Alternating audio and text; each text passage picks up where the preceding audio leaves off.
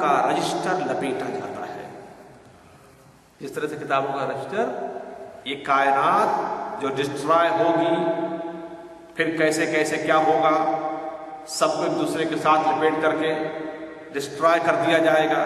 اس کے بعد پھر 40 سال تک کی دنیا ایسی پڑی رہے گی. ایک تنفس سانس لینے والا بھی اس کے اندر ہوگا. اور پھر جبریل نبی اللہ جل شانہ حکم دے گا. پھر حضرت اسرافیل علیہ السلام سیکنڈ سور پھونکیں گے. پھر اپنی اپنی قبروں سے لوگ اٹھ کر کے آئیں گے. اس کے بعد سورہ حج شریف ہے. اسی میں دیکھیں آیت کریمہ حضور کی رحمۃ اللہ علیہ نے کی ہے. اس وقت تقریر سن چکے آپ لوگ. سورہ حج شریف کی دیکھیں یہ آیت کریمہ. اسی آیت نے ایک کرسچین ڈاکٹر کو اسلام قبول کرنے پر مجبور کر دیا. سبحان اللہ.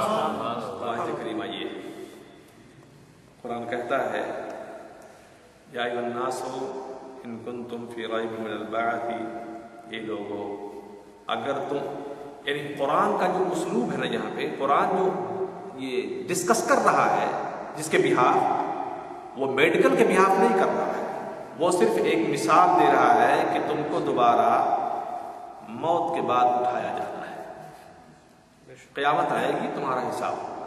قرآن ایز اے عقیدہ، ایز اے بلیف ڈسکس کر رہا ہے.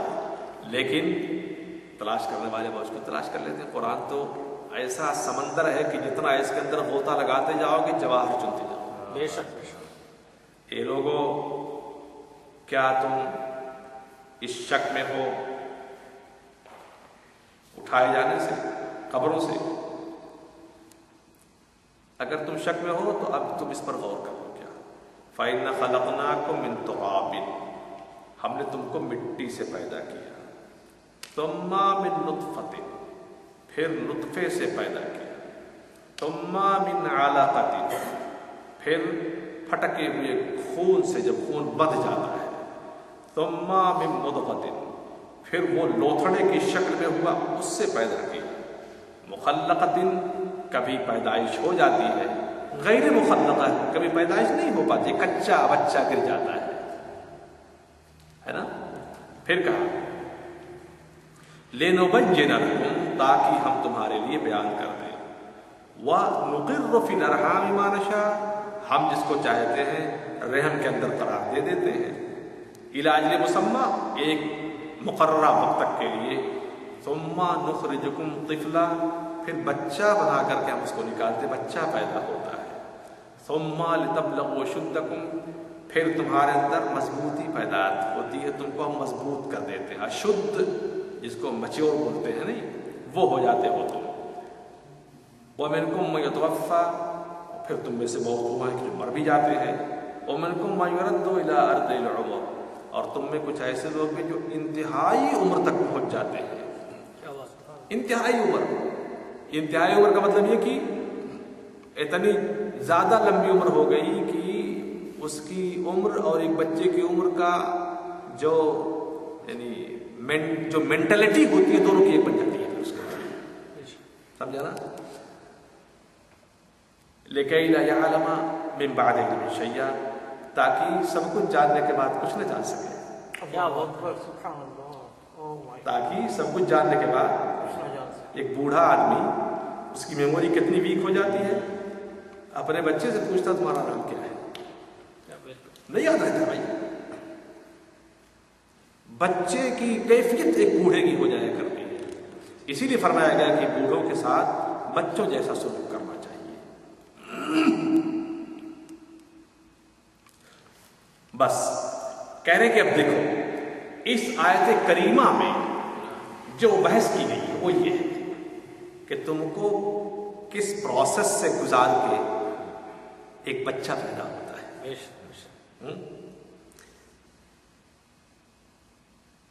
پانی کا ایک قطرہ ہے بدن انسانی سے نکل کر کے رحم انسانی میں گیا، جم گیا.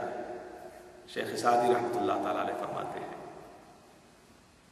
دہد نطفہ را صورت چون پری.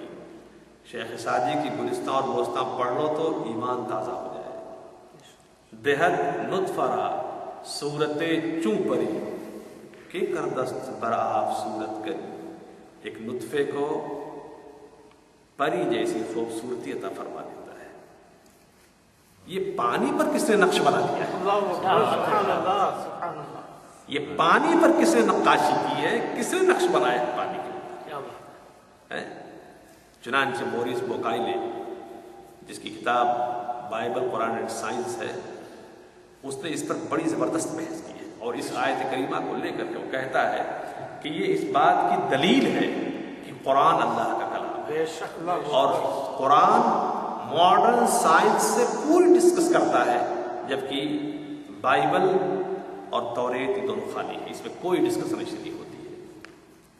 اب اندازہ لگائیے کہ جن پروسیس کو بتایا یہاں پہ، نطفہ، بدا ہوا خون، لوتھڑا، پھر پیدائش، کچا بچہ گر جانا، عمر پہ بڑھنا، میچور ہو جانا، اس کے بعد پھر ایک عمر ایسی آ جانا کہ آدمی سب کچھ جاننے کے بعد کچھ نہ جان سکے. یہ آج کی میڈیکل سائنس کی جو تحقیقات ہیں وہ اپنی جگہ مسلمات میں سے، مگر یہ قرآن اس ریگزار میں اترا تھا جس کے بعد ابھی میں نے آپ سے عرض کیا. کیا بات سبحان اللہ. ابھی میں نے عرض کیا آپ سے. اس میں اور بھی بحثیں کی گئی، آگے چلنے کے بعد حج کی بحث کی گئی ہے، اور اس کے علاوہ ایک بحث اٹھائی گئی اس میں اور غرانیق العلا کی، اس کو انشاءاللہ بیان کریں گے اگر زندہ رہے تو سورۃ نجم شریف میں. اور ایک بحث ہے اس میں مولانا کو یاد، اصل میں اس میں ایک سجدہ ہے جو امام شافعی رضی اللہ تعالیٰ کے پیروکاروں کے لیے ہے. میں یاد بھول گیا، ورنہ پھر میں اعلان کر دیتا کہ کم سے کم وہ لوگ سجدہ کر لیں، اور کل اعلان کرنا پڑے گا، اس کو بتانا پڑے گا.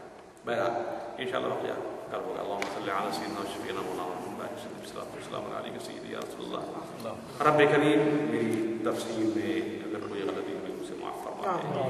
جو میں نے عرض کیا اسے اپنی بارگاہ کرم میں قبول فرما دے. جو کچھ بھی قرآن پاک کی تلاوت نماز میں ہوتی ہے یا اللہ اس میں اگر کوئی غلطی ہوتی ہے اسے معاف فرما دے. اور ہماری تسبیحات، تربیحات، سجود و قیام سب کو اپنی بارگاہ کرم میں قبول فرما دے. اور اس ماہ مبارک کی برکت و سعادتوں سے ہم سب کو بہرہ مند فرما، اور ہمارے مرحومین جو اپنی اپنی قبروں میں آسودہ خواب ہیں ان کی قبروں کے اندر ہمارے تجلیات کی بارش فرما. وصلی اللہ تعالی علی خیر خلقہ نور عرش سیدنا مولانا محمد و آلہ و اصحابہ اجمعین برحمتک یا ارحم الراحمین. لا الہ الا اللہ.